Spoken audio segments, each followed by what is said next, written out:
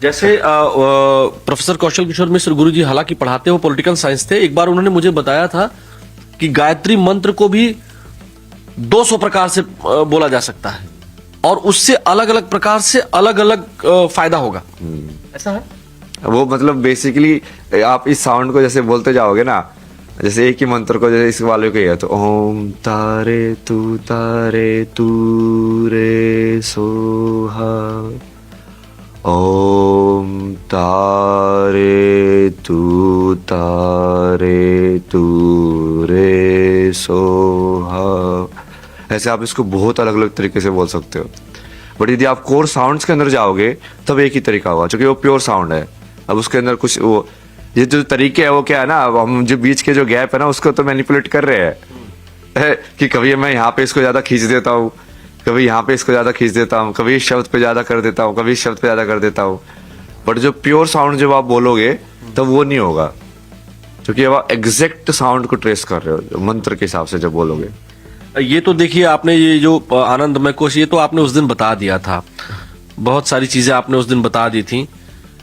ये एग्जैक्टली जो मैं ये जानना चाहता हूँ, ये मूलाधार क्या है, इसका मतलब क्या है?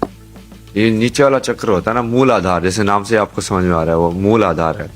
और जैसे पेड़ की जड़ को भी मूल ही बोलते हैं, तो जड़ है आपकी बेसिकली, कि ये वाला जो चक्र है वो आपको ग्राउंड करता है और कहीं ना कहीं वो जैसे धरती से जुड़ा हुआ है। तो मैं उसके जैसे उसकी जो सिंबॉलिक रिप्रेजेंटेशन है उसको स्टडी कर रहा था कि इस चक्कर का ये ऐसे ही सिंबल क्यों बनाया इन्होंने।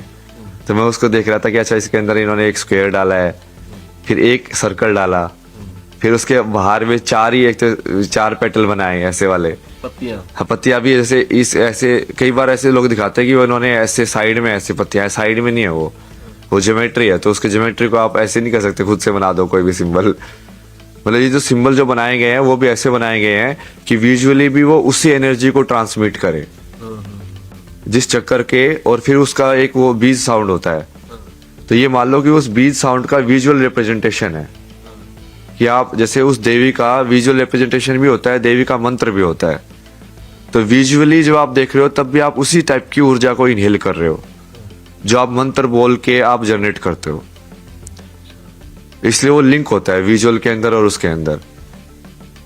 तो ये पूरा स्ट्रक्चर समझना ना, और इसको समझने के लिए फिर जैसे मैंने स्टार्टिंग में एक वो बनाया था ना डायग्राम, आपको फिर वो ज्योमेट्री समझनी पड़ेगी, ये सब समझना पड़ेगा कि ये शेप बनती कैसे हैं, एक एक शेप, ट्रायंगल का क्या मतलब है, स्क्वायर का क्या मतलब है, सर्कल का क्या मतलब है, फिर ये जो पेटल्स जो बनते हैं वो क्या है। उसके लिए भी एक और बनाया था मैंने वो कि पेटल्स से एक्चुअली में क्या है, कोई भी शेप कर्व में तभी बनती है जब तुम उसको सर्कुलर फॉर्म में लेके जाओ, जब तुम उसको इनफाइनाइट बना रहे हो अनंत के अंदर। तो पेटल्स थोड़ा वो इसलिए वो बाहर वाली फॉर्म में पेटल्स आ जाते हैं, क्योंकि वो जैसे जैसे वो ऊर्जा स्टार्टिंग में तो ज्योमेट्रिक फॉर्म में है और बाहर वो थोड़ी एक फेमिनिन फॉर्म में है।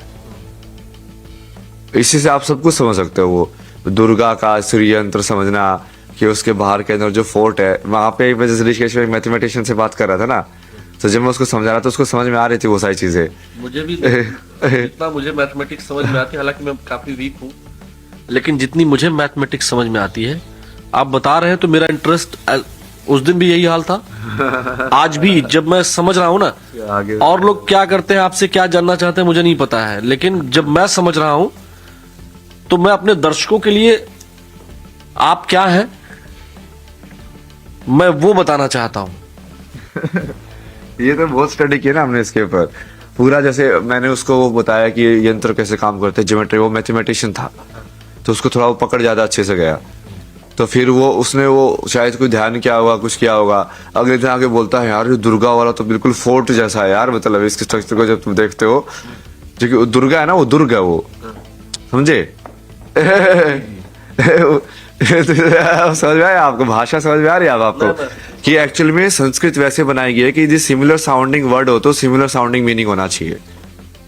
जैसे अंग्रेजी में एक दुविधा है, बहुत लोग बताते हैं जैसे PUT पुट हो गया, हाँ, BUT बट हो गया, हाँ, है ना, CUT कट हो गया, है ना। फिर नॉलेज में या नो में NO नो है, KNOW नो है, साइंटिफिक भाषा नहीं है। साइंटिफिक नहीं है ना वो, इसलिए तो मैंने बताया ना संस्कृति साइंटिफिक भाषा है। तो उस पे तो आना ही पड़ेगा, वो तो एक्सेप्ट करनी ही पड़ेगी लोगों को कि क्या हाँ। है, अब अभी जैसे हम लोग को बचपन में ये बताते थे कि संस्कृत के टीचर बोलते थे कि अगर अंग्रेजी में बोलना है कि डज ही गो, तो क्वेश्चन मार्क लग जाएगा, है ना।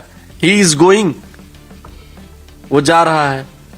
तो लेकिन हमारे यहाँ अगर इसी को उल्टा कर देंगे तो उसका मीनिंग अलग हो जाएगा। लेकिन ऐसे ही बस 2 ही वर्ड में समझाते थे। वो कहते थे कि अगर सह गच्छति, वह जाता है, और गच्छति सह हो गया तब भी कोई बात नहीं है। हाँ, संस्कृत में बेसिकली किसी शब्द में सब्जेक्ट ऑब्जेक्ट या वर्ब का है ही नहीं। एक ही साउंड है, वही साउंड सब्जेक्टिव बन सकती है, वही साउंड ऑब्जेक्टिव बन सकती है, वही साउंड वर्ब भी बन सकती है।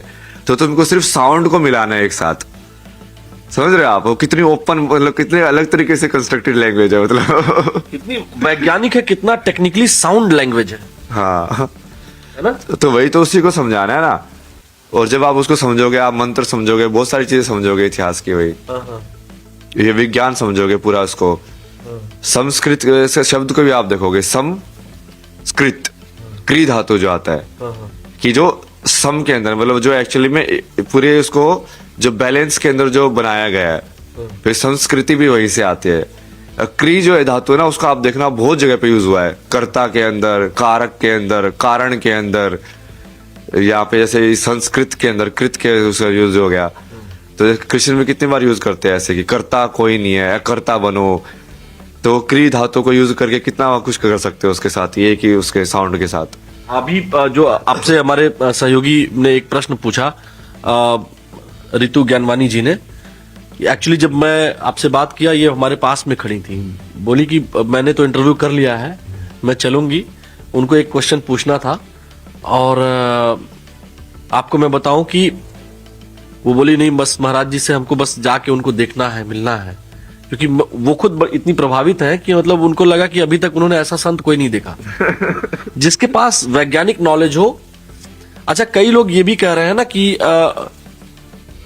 पैसा जो है बहुत महत्वपूर्ण बात होती है।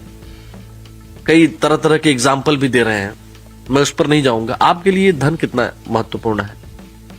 नहीं नहीं, धन का जैसे मैंने बताया ना, जिस चीज का आप धन बोलते हो वो एक्चुअल में क्या है, तो ये मैंने समझाया उनको कि धर्म अर्थ काम मोक्ष की एक्चुअल डेफिनेशन क्या है। तो आप जिस चीज को लक्ष्मी बोलते हो, वो लक्ष्मी धन से नहीं आती, वो लक्ष्मी अर्थ से आती है। अब पहले तो अर्थ का मतलब अर्थ यूज हुई होता था शब्द, समझ रहे हो, अर्थशास्त्र होता था। बताइए, ये मैं खुद कंफ्यूज हूँ। धर्म, अर्थ, काम, मोक्ष, तो अर्थ से लोग वैसे मतलब निकालते हैं कि हाँ पैसा कमाना, हाँ हाँ इसके अंदर। बट अर्थ शब्द जो है उसका मतलब क्या है? अर्थ शब्द का मतलब होता है मीनिंग, हाँ। कि लाइफ का मीनिंग मिलना तुमको। अब वो वैल्यू जब मनी के अंदर, वो एक तरीका है, जब करेंसी सिस्टम बनाया गया तो उसको, उस अर्थ को तुम लाइक मैथमेटिक्स यूज करके नंबर सिस्टम में कैसे कन्वर्ट कर रहे हो, तब वो धन बना। बट अर्थ तो मेरे जीवन का अर्थ यही है ना कि मान लो मेरे को बिना कुछ पिए भी जिंदगी के अंदर सब कुछ मिला हुआ है, तो मेरे पास लक्ष्मी है ना, क्योंकि मेरे को जीवन का अर्थ मिला हुआ है। यदि वो 5 रुपए की चाय में मैं लाइक 1 लाख रुपए की सेटिस्फेक्शन ले रहा हूं, तो मेरा अर्थ तो ज्यादा है, बट पैसे के हिसाब से उसकी वैल्यू 5 ही है। बट मेरे पास लक्ष्मी तो है ना, क्योंकि मैं 5 रुपए में मैं अनंत का एक्सपीरियंस कर सकता हूं उसके अंदर। तो अर्थ जो है एक्चुअली में, जो लक्ष्मी है वो वाली चीज है। फिर वो कन्वर्ट होके एक फॉर्म, वो धन की फॉर्म में आती है कि हाँ वो उसको आप देखो कि हाँ ये मुद्रा या सोना या इसके अंदर है, बट वो भी एक उसको दिखाने का तरीका ही है ना बस।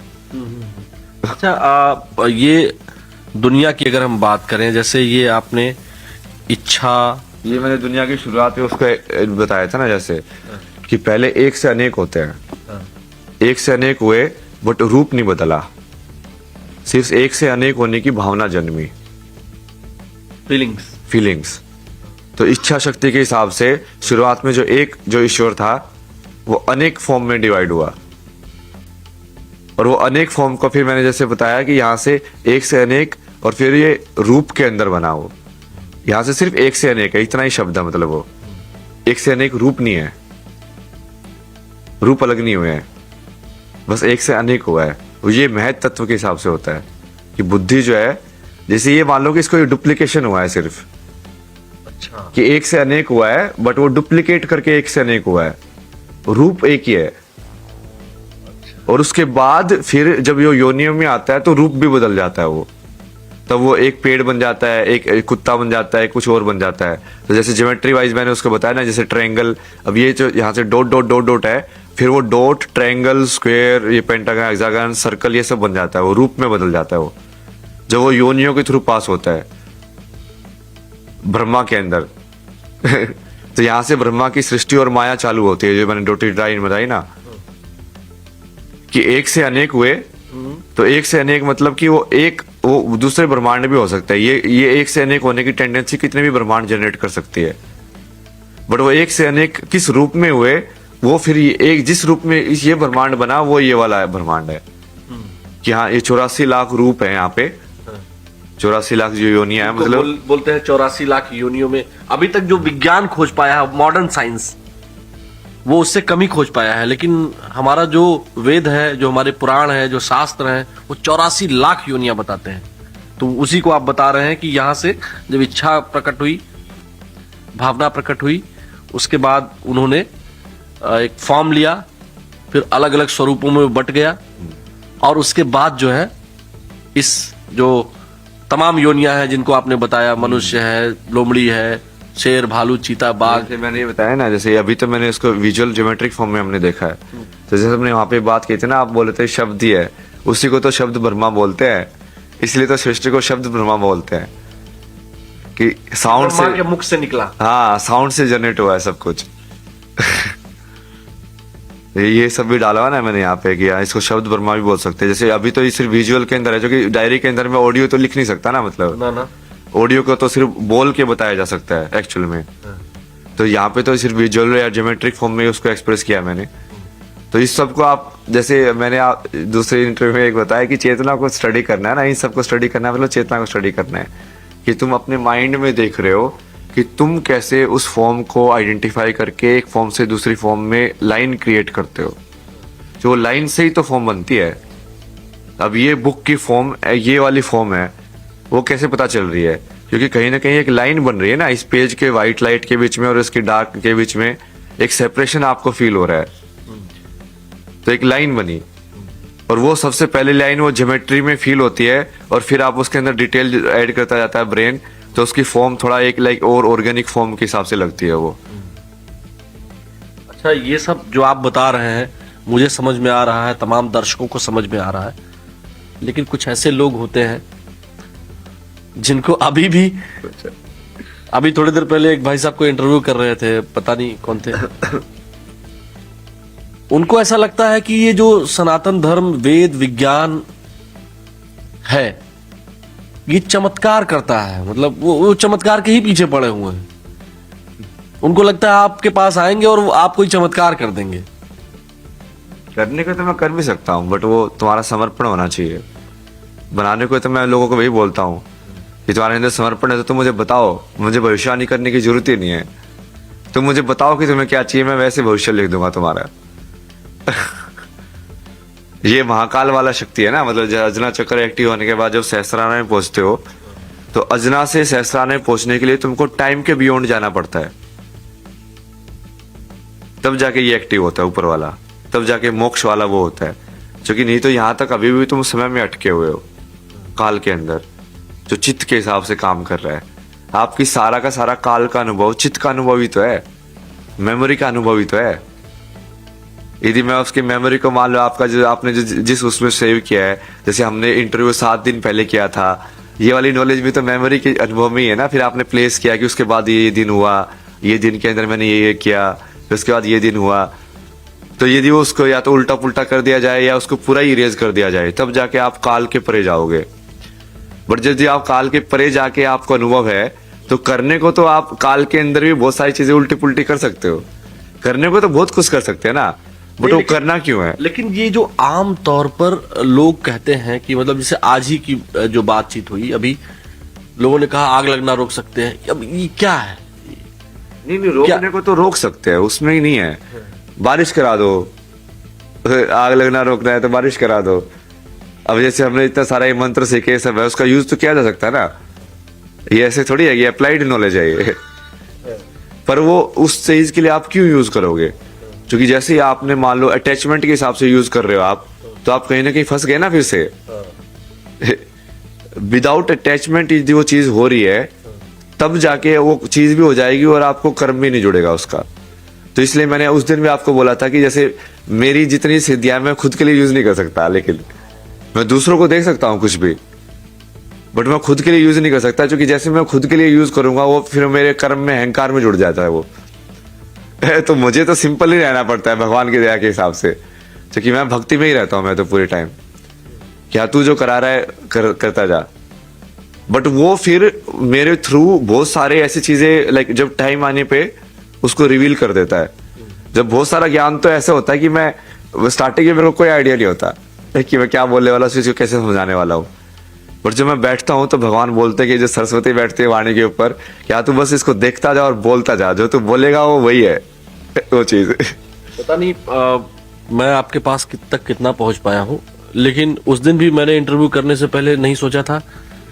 आज भी जब मैं आया हूं तो ये रितु जी इस बात की साक्षी है, मैंने आपको फोन पर भी कहा कि मैं आपका इंटरव्यू करने नहीं आ रहा हूं, आपसे बस मिलने आ रहा हूं, यही कहा था ना? नहीं, ये दोनों चीजें एक साथ हो रही ना, और ये सबसे बेस्ट लगता है मेरे को कि आप वो पत्रकार का रोल भी निभा रहे हो, बट आप मनुष्य वाली अनुभूति में भी हो। आप सिर्फ दूसरों के लिए सवाल नहीं पूछ रहे हो, आप अपने लिए भी पूछ रहे हो। हाँ बिल्कुल, वो दोनों चीजें एक साथ होनी चाहिए। मेरा फेस एक भी बार कैमरे की तरफ नहीं जा रहा है। हाँ ना, लेकिन वो नेचुरल भी है ना वो चीज। फिर आपका काम तो ही रहा है, दर्शकों तक वो इन्फॉर्मेशन तो पहुंच ही रही है, बल्कि और बढ़िया से पहुंच रही है, क्योंकि अब जेन्युइनली कोई सवाल कर रहा है और जेन्युइनली कोई आंसर दे रहा है, तो जो वो जेन्युइन देखेंगे उसको तो वो ज्यादा सीखते हैं उससे। जो आजकल के युवा है मोबाइल में बहुत फंस गए हैं भाई महाराज जी।